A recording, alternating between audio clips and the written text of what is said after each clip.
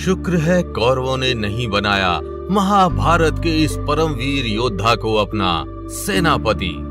शुक्र है पांडवों ने नहीं बनाया इस योद्धा को अपना निशाना, और शुक्र है इस कौरव योद्धा ने नहीं किया अपनी पूरी शक्ति का प्रयोग। स्वयं श्री कृष्ण भी इस कौरव योद्धा की शक्ति से परिचित थे, इसलिए उन्होंने हमेशा पांडवों को इस योद्धा से दूर रहने को कहा।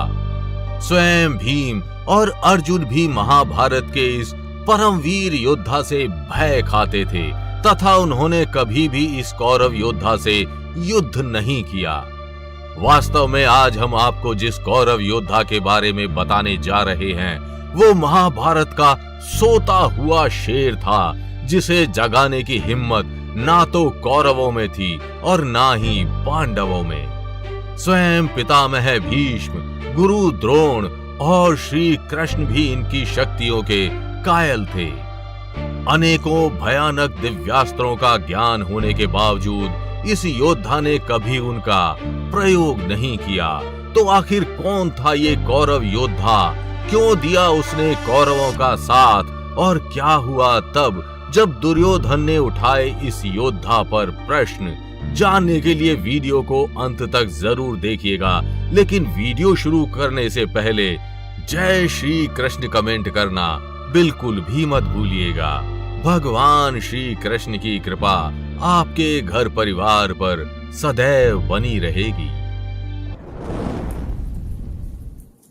वृंदावन की 100% असली श्री भक्तमल तुलसी माला राधा नाम के साथ पाएं कृष्ण संदेश, संपूर्ण भगवत गीता, ग्रहों से लेकर स्वास्थ्य संबंधी समस्याओं के निवारण के लिए आज ही धारण करें। महाभारत में एक समय ऐसा आता है जब दुर्योधन को ऐसा लगता है कि कृपाचार्य युद्ध में क्या करेंगे।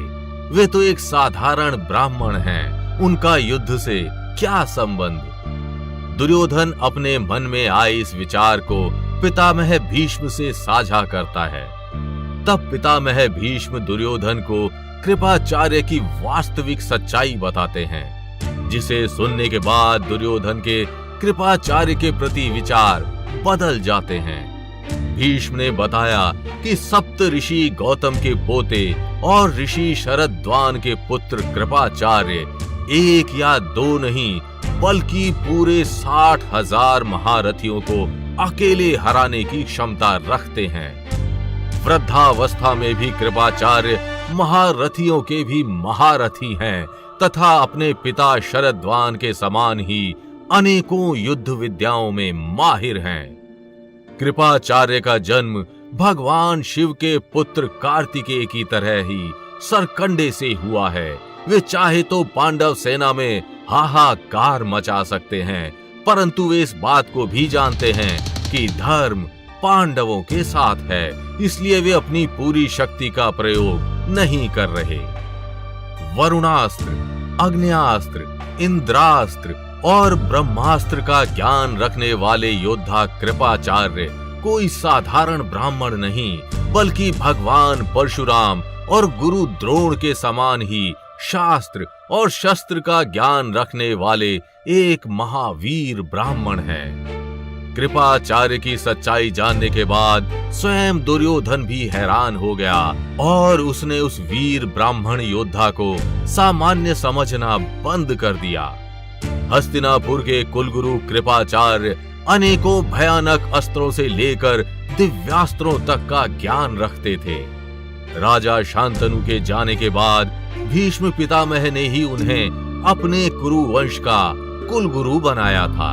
वे धर्म, नीति और शास्त्र के बड़े विद्वान थे। धृतराष्ट्र की सभा में विदुर, भीष्म पितामह और गुरु द्रोणाचार्य के समान ही कृपाचार्य भी विशेष स्थान रखते थे। अपनी विद्या और धर्म नीतियों के आधार पर उन्होंने वर्षों तक कुरु वंश का मार्गदर्शन किया। कौरवों और पांडवों को आरंभिक शिक्षा कृपाचार्य ने ही दी थी और बाद में वे गुरु द्रोण के आश्रम में गए। कुरु वंश के कुलगुरु कृपाचार्य की कृपी नाम की एक बहन भी थी। जिनका विवाह द्रोणाचार्य से हुआ और महारथी अश्वत्थामा कृपि और द्रोणाचार्य के ही पुत्र थे। महाभारत के आदि पर्व अध्याय 67 के अनुसार कृपाचार्य रुद्र गणों में से एक के वंशावतार थे। देवी भागवत में कृपाचार्य को मरुतों में से एक का वंशावतार माना गया है। विष्णु पुराण अंश 3 के अनुसार आगे होने वाले मनवंतर में वे मनु वन प्रलय से बचाएंगे और वे सप्त ऋषियों में से भी एक बनेंगे। कृपाचार्य के दादा महर्षि गौतम सप्त ऋषियों में से एक थे। ऋग्वेद में कई सारे सूक्त आज भी उन्हीं के नाम से जाने जाते हैं। गौतम ऋषि का विवाह ब्रह्मदेव की मानस पुत्री देवी अहिल्या के साथ हुआ, जिनकी गिनती प्राचीन काल स्मरणीय पंचकन्याओं में की जाती है। ऐसा कहा जाता है कि उस काल में अहिल्या से ज्यादा सुंदर कोई दूसरी महिला नहीं थी। अहिल्या वही देवी हैं जो भगवान श्री राम के चरण स्पर्श से पत्थर से महिला बन गई थी। हनुमान जी की माता अंजनी महर्षि गौतम और अहिल्या की ही पुत्री थी। ऐसा माना जाता है कि एक बार गौतम ऋषि को गौ हत्या का पाप लग गया था। राजस्थान के प्रतापगढ़ जिले में स्थित गौतमेश्वर महादेव तीर्थ में स्थित मंदाकिनी गंगा कुंड के बारे में ये मान्यता है। इसी कुंड में स्नान करने के पश्चात महर्षि गौतम को गौ हत्या के दोष से मुक्ति मिली थी।